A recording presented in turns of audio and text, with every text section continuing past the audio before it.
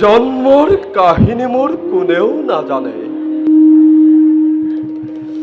সেইবাবে দেৱতা বিশ্বৰ প্ৰদীপ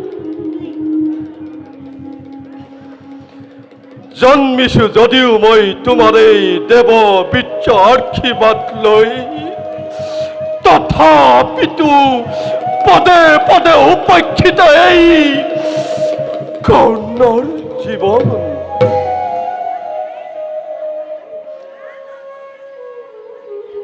তিৰস্কাৰেই পুৰস্কাৰ মোৰ, তিৰস্কাৰেই পুৰস্কাৰ মোৰ, তাতকৈ বেছি একো নকৰো কামনা।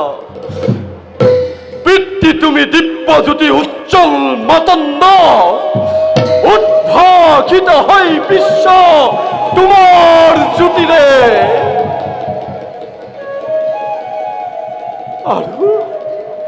আৰু মই পুত্ৰ সংসাৰৰ মাজে অভিশপ্ত তপ্ত হৈ কটাইছো জীৱন।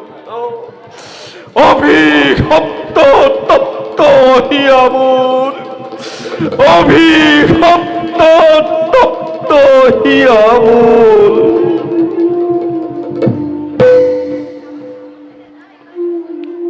পুত্ৰ পুত্ৰ কৰ্ণ, মোৰ নয়নৰ মণি।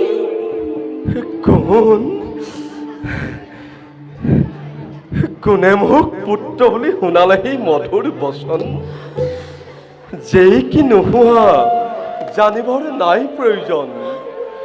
পিতৃ পূজা শেষ হ'ল মোৰ, বাকী থকা ফুলৰ অঞ্জলি চৰণত দিওঁ উপহাৰ।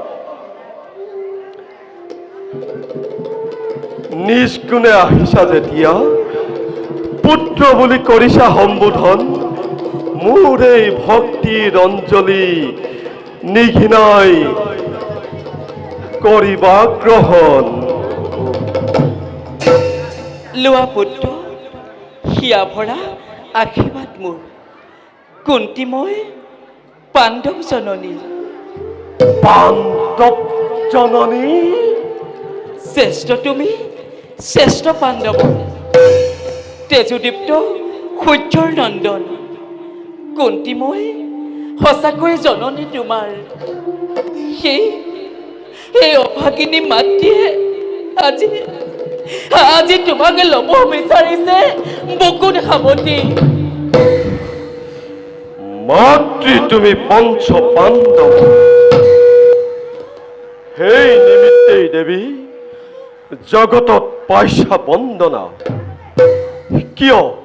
কিয় দেৱী উপজাচি আহি ভাগ্যহীন নিকিন কৰ্ণক যাচি দিছা মাতৃত্ব তোমাৰ?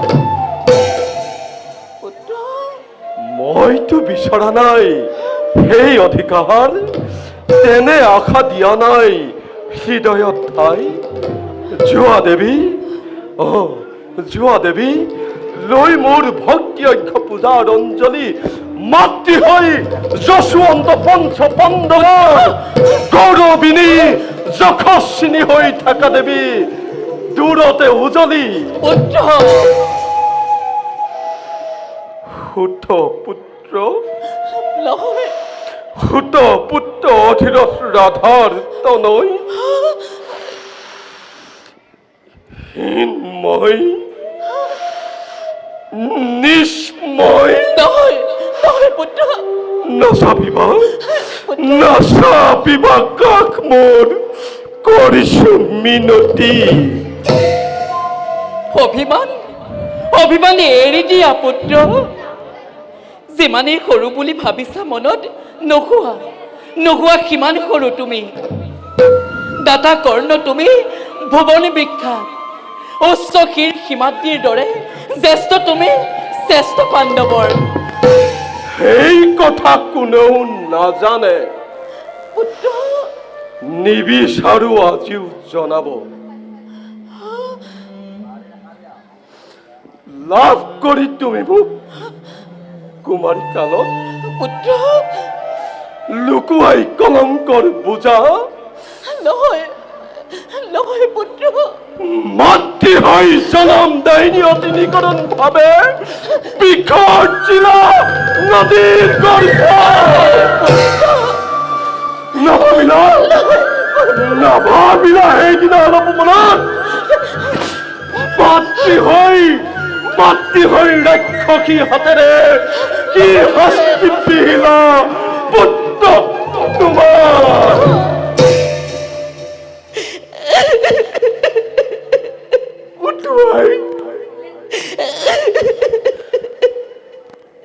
উঠুৱাই কিয় দিছিলাই পুত্ৰ বুজিবলৈ চেষ্টা কৰা এতিয়া বুজ অককাই শিশু উঠুৱাই দিবলৈ তোমাৰ হাত কপাত আছে পুত্ৰ ক্ষমা কৰা মই জানো সেই দুৰ্ভগীয়া শিশুৰ কপালত তোমাৰ দুধাৰীৰ অশ্ৰু বৈ পৰিছিল সেইবাবে কৰ্ণৰ জীৱন আজি জগতত কণ্টাকিত নহয় পুত্ৰ জগতত তোমাৰ দৰে অন্যায় আছে ইমান নিষ্ঠুৰ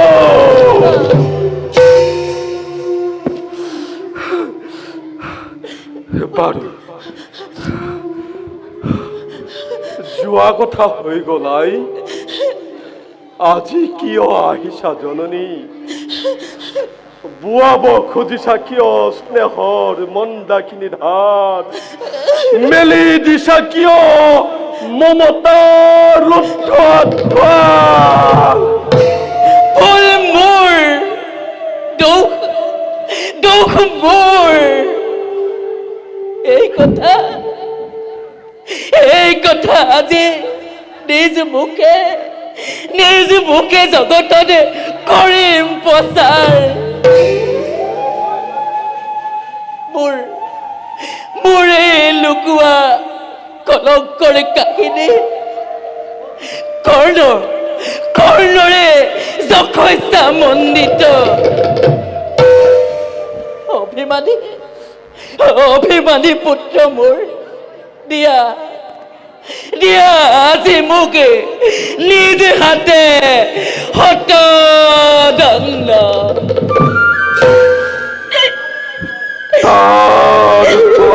মাতৃ হল আজি তাৰ বাবে মাতৃ হল আজি বহুতো পলম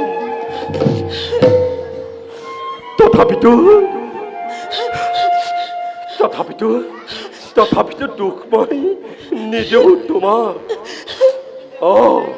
দুখ মোৰ নিজ অদিষ্ট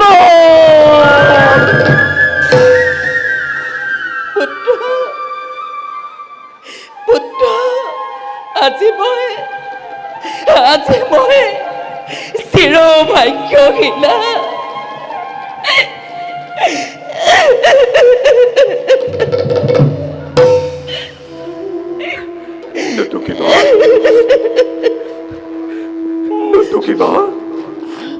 নুটুকিবা চকুলো জননী নুটুকিবা চকুলো জননী পুত্ৰ হৈ মাতৃৰ চকুলো নোৱাৰো যে চাব মই স্থিৰ হৈ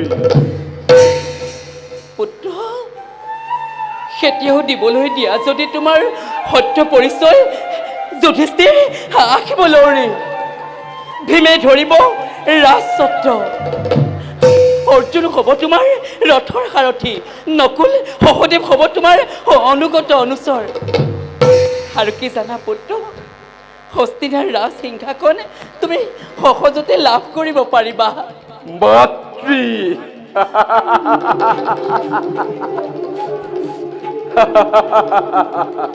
পুত্ৰ নালাগে ইমান সৌভাগ্য মোক মাতৃ মৰ্ত্যৰ মানৱ মই নহও দেৱতা না কিবা আগত মোৰ সৰগৰ নন্দন কাননৰ ছবি পাণ্ডৱৰ জ্যেষ্ঠ হবলৈ কদাপিতো কৰা নাই হাবিয়াক মই।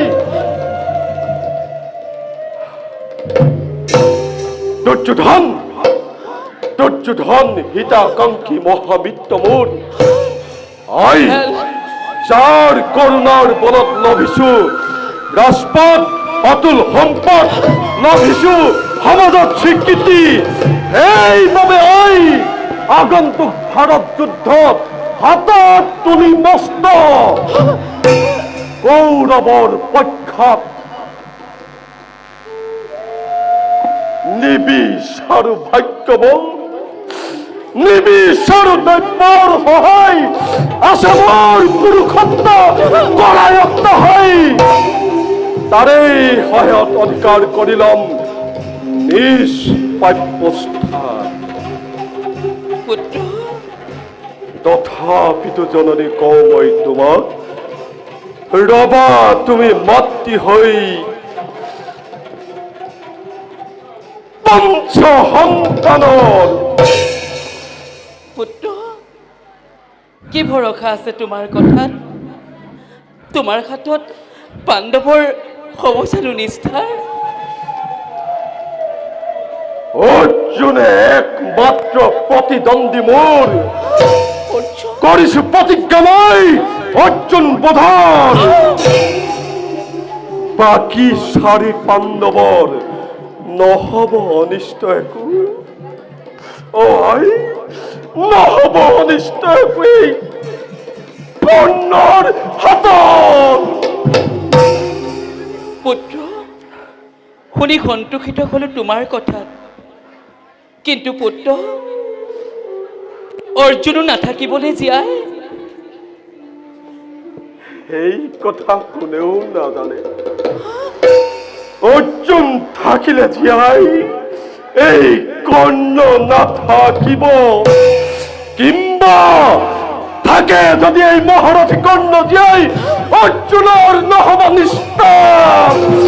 চোৱা মাতৃ, চোৱা পঞ্চপুত্ৰ তোমাৰ যেনে তেনে থাকিব।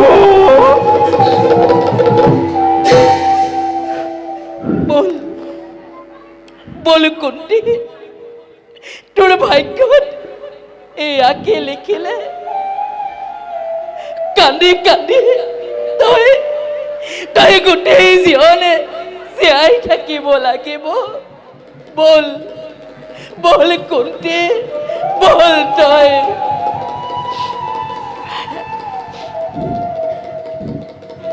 কিন্তু পুত্ৰ, প্ৰতিশ্ৰুতি ৰাখিবা মনত। পুত্ৰ, প্ৰতিশ্ৰুতি থৈ ৰাখিবি মনত। মই আহিলো কৰ্ণ, মই আহিলো কৰ্ণ,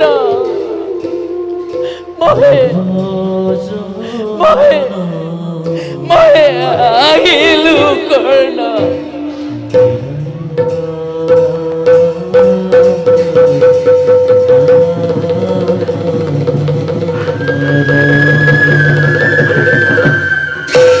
যোৱা মাতৃ প্ৰতিশ্ৰুতি অৱশ্যেই থাকিব মনত।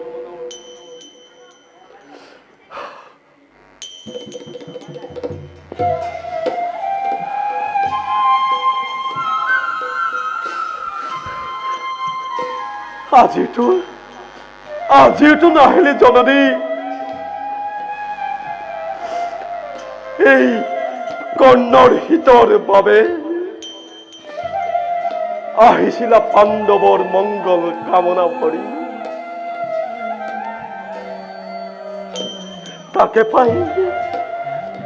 তাকে পাই গুচি গলা তুমি। তাৰ লগে লগে এই ভাগ্যহীন কৰ্ণক নাজানিলা দিলা কিনো দান। ৰাক্ষসী জননী, মাতৃ হৈ পুত্ৰৰ আগত মেলি দিলা মৃত্যুৰ দ্বাৰ, মাতৃ হয় পুত্ৰৰ আগত মেলি দিলা মৃত্যুৰ দ্বাৰ।